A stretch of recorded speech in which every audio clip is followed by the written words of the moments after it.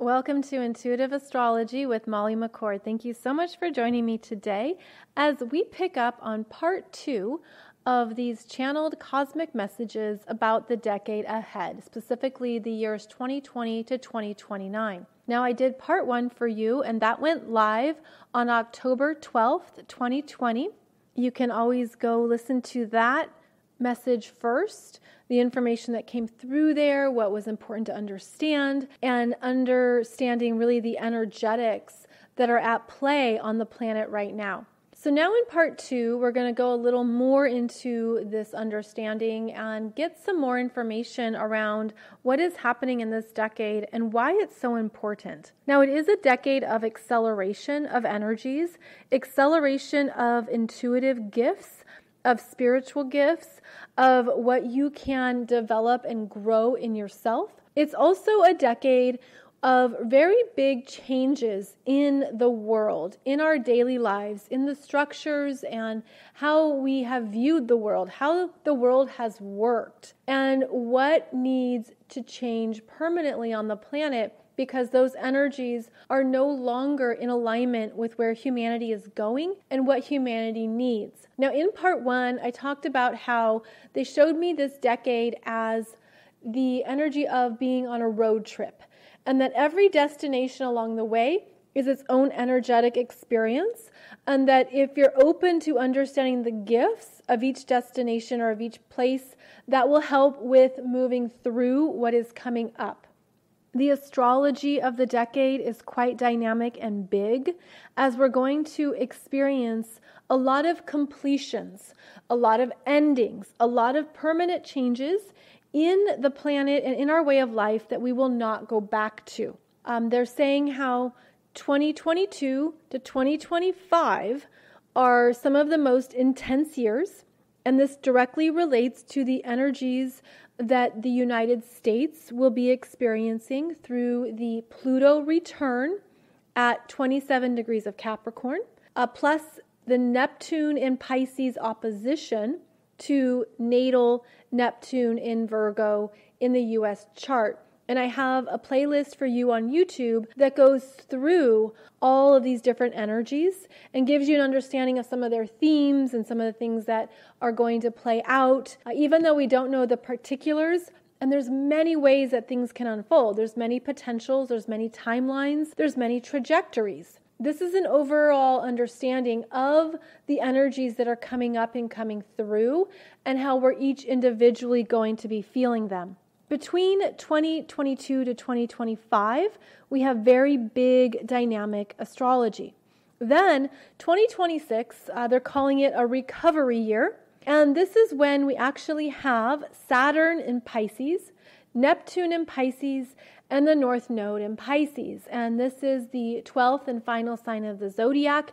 It is about completions and endings. It is about uncertainty, not knowing what's next, but being able to trust a process, being able to trust what is unfolding, and that there will always be a new energetic experience to have. Pisces is where we can transmute energies. We take completions, we take endings, we clear them out, and we allow space for the new to be birthed and the new to come forward. And in 2027, we have Chiron in Aries, Saturn in Aries, Neptune in Aries, so that Aries energy being the initiation, the new starts, perhaps even confusion around what that is, what to do, what to begin.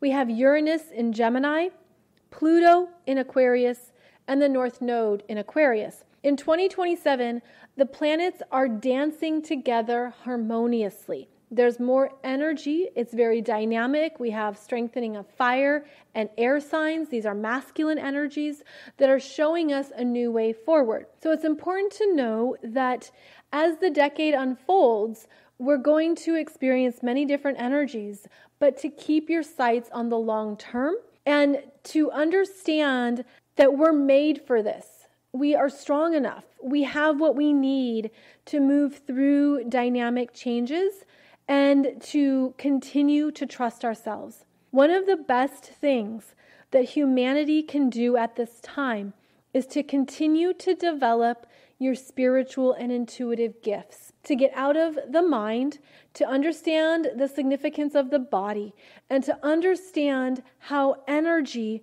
is something that we're able to master, to communicate with, to really go into some parts of ourselves that maybe sounded absurd before, perhaps didn't seem real or sounded ridiculous. But, to be fair, everything can sound ridiculous at first until it becomes normal. And this is a decade of our spiritual advancement, our energetic advancements. And as the energies within each of us evolve and ascend, we change the consciousness of humanity and we change the matrix of energies on the planet. And they're telling me very clearly that this is what we're meant to remember. Now, the energies that I'm feeling, that I'm connecting with at a cosmic level, are those beings from other planets that are not human, and I see them with my third eye. I see the energies as 8 beings, a high council, and I've mentioned before that I see them as each being at a different location around the planet that creates a Merkaba structure, energetic structure around Earth that is stabilizing the energies and that is filtering what comes in and what goes out. It's very galactic. I feel actually each of these 8 beings holds a different energy code. Like they're from different places in the galaxy and they're all part of this council.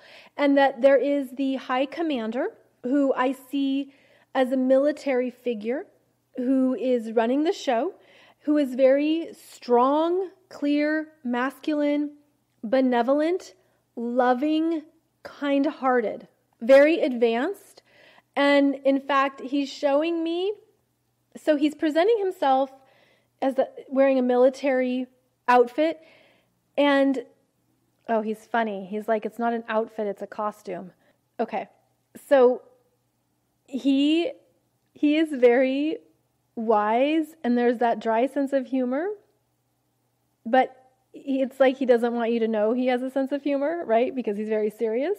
And he's saying that what is on his costume are all of these badges that are energy codes from other places in the galaxy that he has worked. He's had mission work to support benevolent energies in other places in the galaxy. And he's done this many times.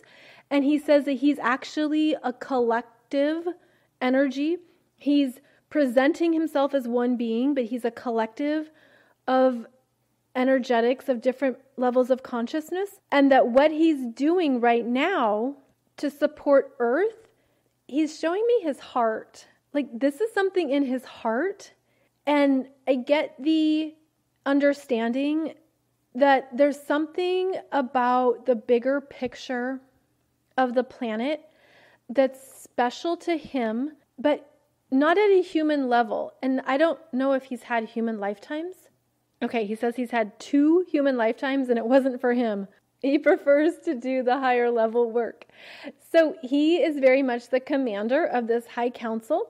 His energy is very big and he has to, fit it into his costume. And that what he's really here to do is that he understands the importance of Earth's transition right now because of how the energy on this planet is very potent. It's very alive. There's a lot of potential in humanity that's untapped. He's calling it there's untapped human potential that has the effect of reverberating out across the solar system in a really exciting way. And because he's one of the good guys, because there are bad guys, but he's one of the good guys, he understands that the best thing for humanity right now is the balancing of our energies across the Earth's existence, and that it's bigger than we know, because the light we can generate based on our spiritual awakening and our energetic advancements have the potential to keep Earth empowered. And he's showing me this as it relates to the Anunnaki and other beings who don't want humanity to be empowered or awakened or operating from the highest possible energy fields. And that there are energies and beings on the planet that are trying to keep humanity captive, and he's showing me as like a compressed energy. And he says that this is coming through in multiple areas of our lives over the next decade, and this is where we're going to see some of our biggest changes. And now he's showing me a list. Okay, the first thing on the list is jobs and workforce.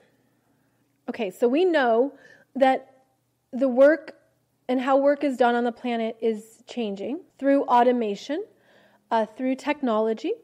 And he's saying that the first decade of this century, 2000 to 2009, we had a surge of technology come through. Remember that with a lot of social media started in the first decade. A lot of companies got online and were really big with what they could do on the internet. And he's just saying it was like this burst of energy came through around technology. Well, part of what this decade is about is looking at how to harness technology responsibly. And he's basically asking, like, how many drones do you want in the sky? Because, and it's kind of a rhetorical question, like, do you want drones surrounding you all the time? And he's showing me all the satellites that are, moving all around our planet. And that there's invisible satellites, there's ones that are cloaked, there's things that we don't even see around technology. And then he's showing me all these energetics that are hitting the planet. And that is what is destroying the planet, but also we have to learn what we want to do with it and how to harness it and how to incorporate technology in our lives. So how many drones do you want flying outside your home? And how many other areas of your life do you want connected to technology? Because now he's showing me the refrigerator and he's showing me all these, gadgets that are really cool at first. And wow, we could do this. And oh, that's awesome. And look at how easy it is to press a button and this happens. And then he's showing me a caution flag. Look at where this is going. And this is something that's going to play out. It's already playing out. Some of you already see this, but it's something that hits the mass population later. And that there are things to be very clear about what you bring into your home, into your living environment. And now he's showing me televisions and phones and, the microwave, like everything you have that is electronic. He says to just be aware of what you're allowing into your personal space because of how those electronics, those technologies actually interact with your body. And that's where he's coming from with this. It's really interesting. He's showing me how these energies can interfere with our physical body's capabilities of doing what it needs to do. Almost like the electronics infiltrate the body and change the cellular reproduction, changes the body's capabilities. So know that there is a dance right now between what's cool in technology, what's new, what's fresh, what could be really convenient, and to keep it in moderation because there's also energies that are affecting our physical bodies that we're not even aware of yet. And he says this is what you want to understand because you can make choices around what you allow in your personal living space. And that this is a very big thing to be aware of. And he's showing me that this is how we're personally balancing the Atlantis and Lemurian consciousnesses. So if you were to look at, in very simple terms, if technology is Atlantis, the human body and the care of the body in a healthy, supportive, healing manner would be Lemuria.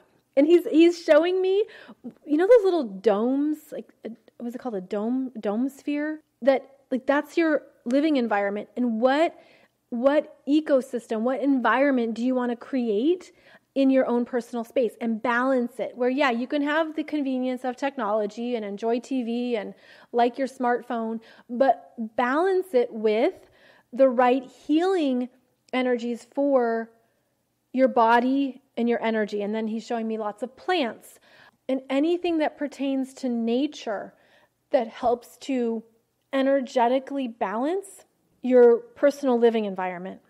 And he's then showing me on his list health and human body as also things that are changing in this decade in a very significant way. And that as a lot of things fall away and end, and this is through what we would call distribution channels and global networks, manufacturing, all of these supply chains are going to have problems and issues at times that will create limitations on what we can buy, on what we can find at the market, at our choices, at where we can live our lives. And that those are areas that are going to be changing as well. There's going to be more of a focus on localization, more so than globalization. And that what we're going to see is a shift in food. And that this isn't a scare tactic. There's going to be food. There will be food.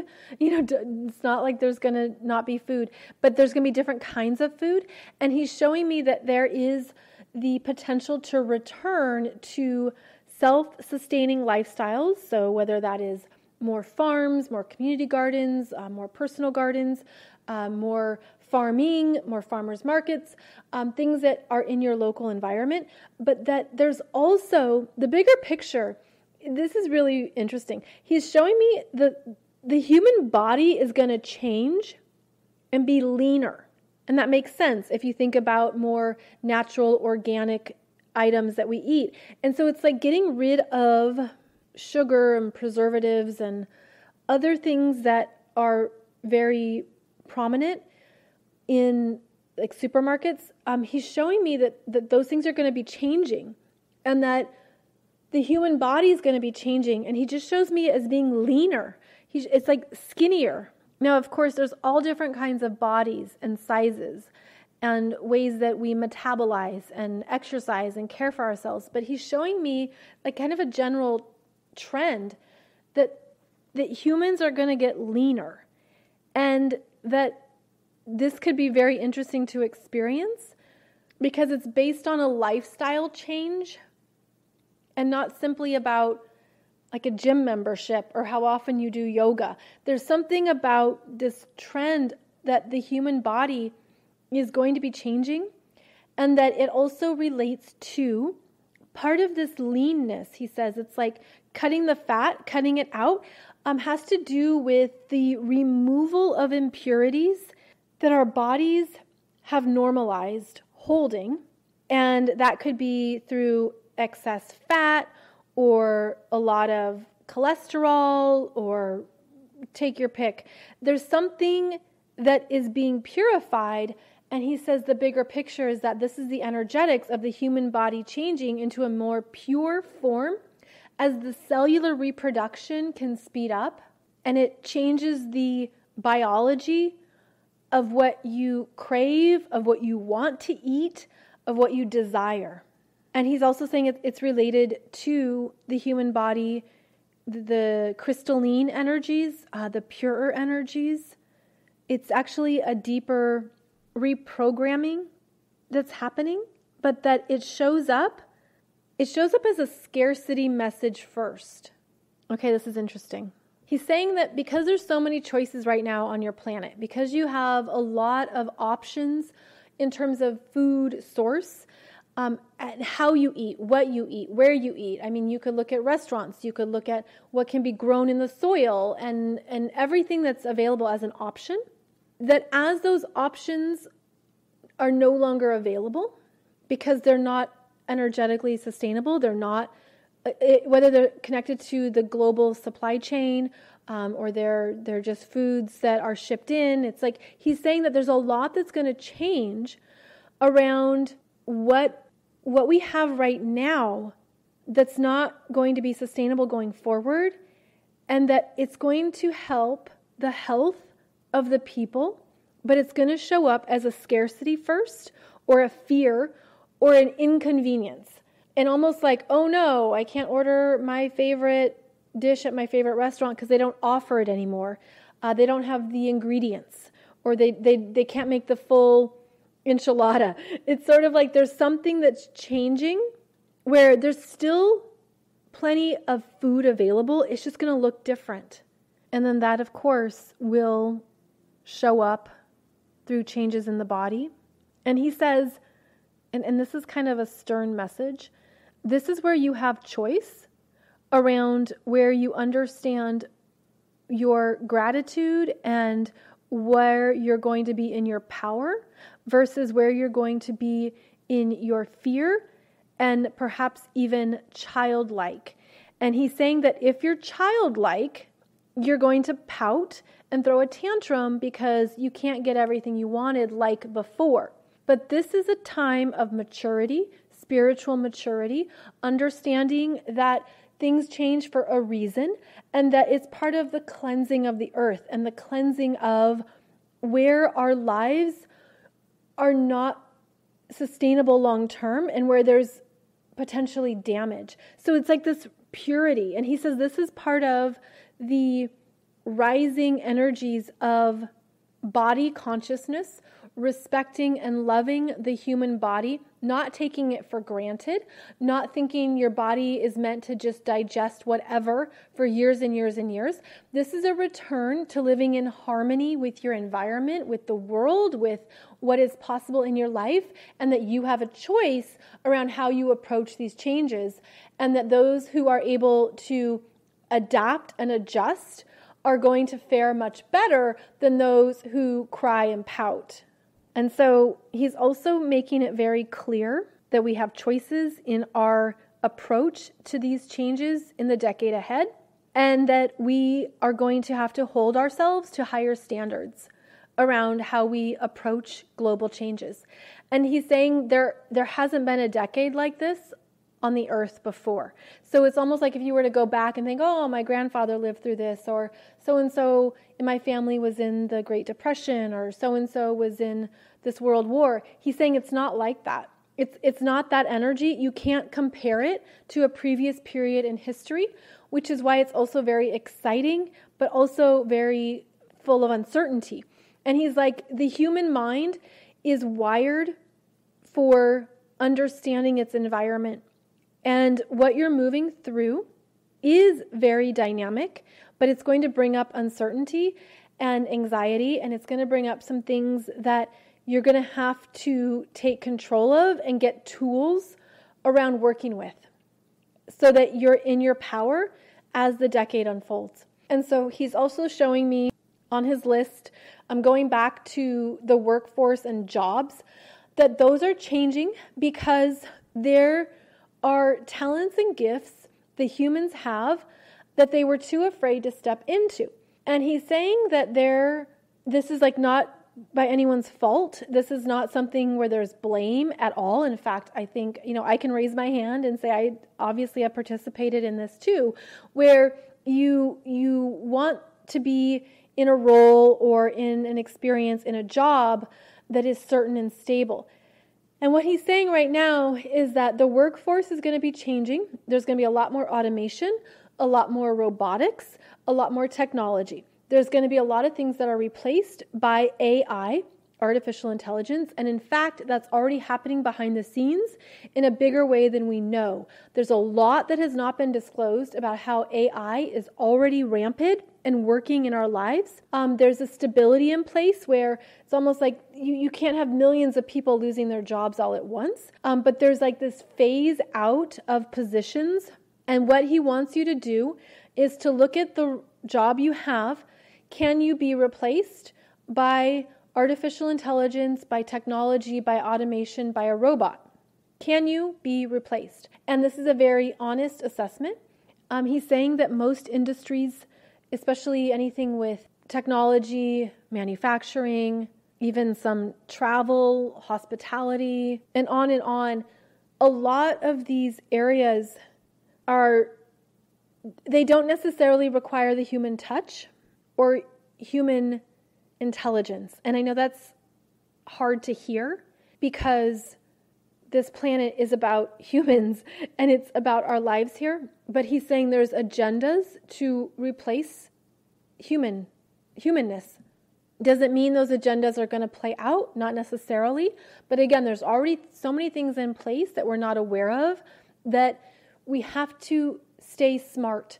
And so he's saying that the shift is that Atlantis consciousness is where there was excessive scientific developments, technology advancements, and experimentations that got out of hand and that were destructive to the experience of being human. And that the balance right now is to stay in our humanity, to stay in our heart, to stay in the human touch. Literally, the touch of your hands, but also the energetic touch points between us that cannot ever be automated, that cannot ever be removed. And that's where there's actually more of an energetic need for what you can do that is from your heart. And I realize that is cliche and vague, but it is intentionally so because that's what you're meant to discover is more of your natural gifts. And he's showing me a shift. This is really interesting. He's showing me it's like being in line at the DMV, and there's all these people in line on the Atlantis side because they think that's where there is security, prosperity, that's where there's always going to be a job. But he's shaking his head, no. It's the Lemurian side of the line at the DMV where there's only a few people in line. That's where the potential is. That's where the growth is. And this is part of an energetic balancing. Now, yes, people will still be in technology. There will still be things that are needed in science and space and in these areas of our lives. But this is kind of a general message of understanding that moving towards whatever that energy means for you. And I'm supposed to keep it vague. I'm supposed to be very vague because it's different for everybody. But it's something about anything that is genuinely you. And I mean this from your heart. And I mean it, specifically healers and energy workers and intuitives, which not everybody is, not at all. But it's kind of like you move into something because it's your calling. He says there's going to be new callings that come up, and they come through quietly and softly. And when you don't answer the call or when you don't move towards that energy, it comes through abruptly and it comes through swiftly and perhaps even harshly. And he's saying that there are many individuals, souls, who actually chose this transition from the Atlantis to the Lemurian lines, if you will, because they couldn't do it in a previous lifetime. And that there's something you're balancing for yourself that you're meant to trust and go into. And so he's showing me a engineer, a software engineer who has amazing abilities to work with their hands and their mind. And this feels like a Virgo energy, actually. But it's being in the comfort zone of the mind, but then you're also capable of doing, cranial sacral work or Reiki work or something with the hands that hasn't been tapped into. Now, this doesn't mean for everybody right now that you change professions, but he's saying that it's very important to understand more of who you are. You're not just a title, you're not just a job position, you're not just anything. You're much more than that. And that as we move through this decade, trust what you're drawn to. Step out of your self-definitions or any limitations that you've put on yourself about what you thought your professional life was going to be. And now he's showing me Enron. Do you remember Enron when there was the whistleblower and then Enron collapsed? And there's just something about there's some energies on the planet that aren't going to last long term, but you came in with new paths to follow. I mean, this could be anything with art. This could be photography. This could be something with mixed media. I mean, this is limitless. Honestly, it's like this limitless category of things that are going to rise in importance and in value on the planet. And that he just wants to make it clear that as there's endings and changes in jobs, in industries, in what we thought a profession looked like, that means there's going to be a new pathway, but it's individual. And it's individual based on what you've trusted in yourself and individual on the choices that you make. Okay, once again, my crown chakra is spinning and so is my third eye. So I'm going to take a break.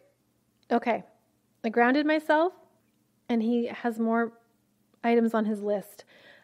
He wants to talk about clones, and he's calling them hidden technologies that are already strong on the planet, and that part of your intuitive gifts and development, he's calling it spot the clone. Spot the clone. Who's a clone? And he's showing me some prominent people who have clones, who have multiple other entities that represent them publicly. Let's just put it out there like that. So there's something about the prominence of clones, robotics, the AI energies that are already here. And you will intuitively feel that something is different when you're looking at people talking, and he's showing you public figures, both men and women, who maybe have multiple clones. He's like, some of these people are not really alive on the planet anymore. Some of these people are in very poor health. Some of these people are still playing out a character or a storyline. There's multiple reasons for clones. And the important thing to understand is that it only works if you're being duped, if you don't get it, if you don't understand the technology that's already here. And now he's showing me when there was I'm seeing Michael Jackson in a concert, and now also Whitney Houston. Holograms. He's showing me holograms and how energies and technologies are used to create illusions, to create storylines. And these are the energies that are playing out throughout the decade. So be aware that this technology is here and it's something that's already being used. And then he's showing me how there's been so many experiments through the decades through military means, and that's military funding and military locations and all the experiments that have been done through even what we would call black ops or something that's very hidden, very secretive. But there's always been experimentations in the military, and that's where a lot of these technologies originate from. And he's showing me, bunkers and things on the planet that are very much hidden and underground, and that every continent has different military bases and experimentations that have been performed for years. And he says that there's even different visitors that come and go, ETs from these various compounds, and that he's showing me the energies very deep in the earth. They're hidden, you could never find them, and that's because there's only certain ways you can access them. And it's again not through normal means. It's through an advanced technology. But he's saying that there's a lot of different experiments that are happening now that are going to come out later in the decade.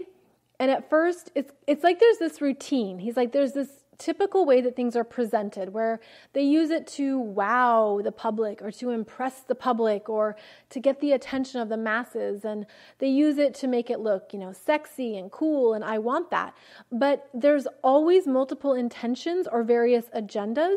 He's like, there's also been a lot of experimentation, and that what you see isn't the full story. And he's saying that you don't need the full story the more that you trust your intuition, because your intuition is yours. It won't lie to you. It's your own energetics. And this is where we are supported in our growth in this decade, is trusting your intuition. Because again, you can't be duped. You won't believe something if it doesn't feel right, if the energy feels off, if you're like, something else is going on here.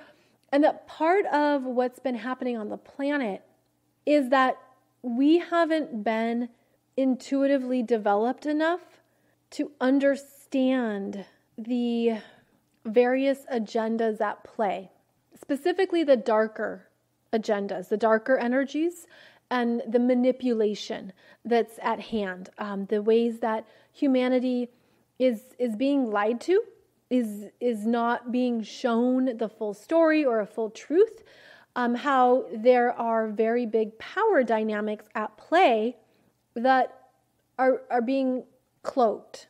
So what I'm feeling so intensely here, and what we're supposed to understand, is that one of our strongest gifts at this time in our lives and in the earth's existence is understanding the power of our hearts, the power of our bodies, the power of our intuition, how to balance all of that with the mind, how to honor all of our energies, everything that we have access to, that there are openings that are going to occur in this decade, energetic openings that will support your next steps and what is correct for you. There's also going to be important endings, permanent endings, changes in our lives, changes in the planet. He's saying there will be earth changes, but that's normal. There's earth changes every decade, and that's part of the earth purging and shifting and exfoliating. That the earth changes are often intentional, meaning they are contracted earth changes, which is an interesting way to put it, but he's saying it's contracted so that the earth can stay alive. And then he's showing me it's like a beating heart. It's like there's a pulse that the earth moves at, and that's part of what is ready to change. And he says too that the earth changes that are going to unfold are with the permission of the souls that participate in that earth change. And that it's part of a heart energy on the planet, like heart consciousness, like the understanding of how we're all connected and how we all can be there for each other in ways that are loving and supportive.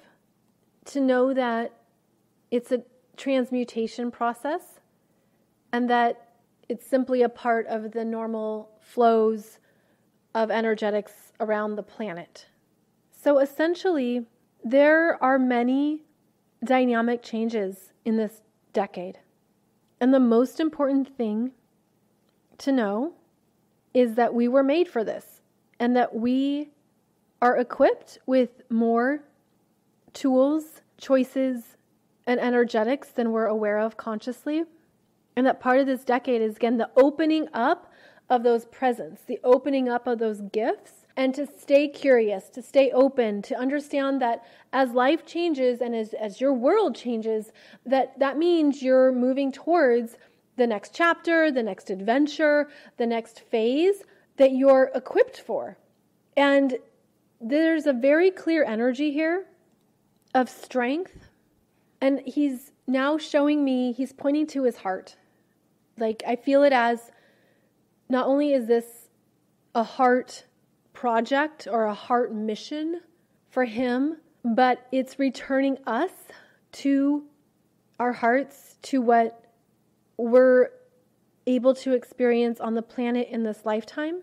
And that there's a lot of good things that are going to come from these changes, even if it's not right away or instant gratification.